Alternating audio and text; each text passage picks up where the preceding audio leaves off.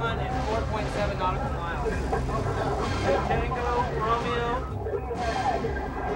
The situation is complicated, frustrating, and grim. The Caribbean drug wars have escalated into a frightening real-life drama that could threaten the very future of our country. It's bad. There's more here than we're catching. It's estimated that 18 million pounds of marijuana and 150 tons of cocaine will enter the United States this year. Much of that will travel through these Caribbean waters. With American drug use at an all-time high, smugglers are working overtime to supply the demand. Somebody has to be out here making the effort, and that's what we're doing. We're out here making the effort. We just can't give up. Captain Terry Bickham commands the United States Coast Guard cutter Petrel. This state-of-the-art patrol boat is called a surface effects ship.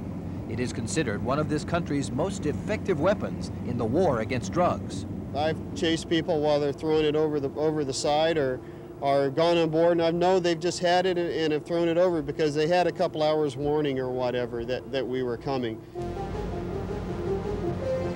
It's a carefully calculated game of being in the right place at the right time. Last year, the Coast Guard intercepted 220 tons of marijuana and seized 13,000 pounds of cocaine. But consider this, all of that is a mere 4% of the drugs that will reach U.S. dealers this year.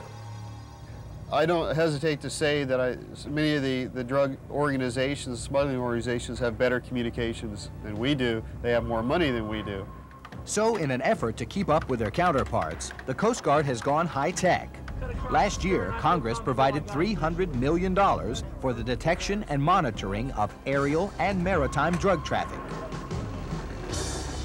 We had some intelligence that a boat with 30,000 pounds of marijuana was supposed to be coming to Key West. The hunt for a particular boat can begin with a call from Miami headquarters with a tip, a secret government source whose information has proved reliable in the past. A lot of it's even a mystery to me where this information comes from, but there is different sources in source countries and whatever, it's a spy game like anything else. Most maritime drug traffic travels to the U.S. on 3 routes. To get from South America to Florida means taking either the Yucatan Passage, the Windward Passage, or the Mona Passage. The Coast Guard calls these choke points. We headed windward. You got anything that looks like a sport fisherman or anything out here, we want to check it out. An elaborate computer system calculates locations of would-be smugglers. This radar balloon is tethered to a communication vessel somewhere in the Caribbean. A computer image of that area generated by the balloon is transmitted to the Petrel. Once in range, the cutter switches over to its own sophisticated radar for a more detailed picture. When they spot a suspicious vessel, the Coast Guard moves in. Believe it or not, the people that we catch red-handed a lot of times are, okay, you caught me. We even had one skipper, we stepped on his boat, it was a cargo ship, and one of our normal questions is what cargo are you carrying? And the captain said, marijuana. Oh, thank you very much. Many smugglers travel by night, hoping the darkness will help them to elude authorities. But the Coast Guard maintains a 24-hour vigil and doesn't need light to track down their prey. There's a drop. There's a drop. It's going down.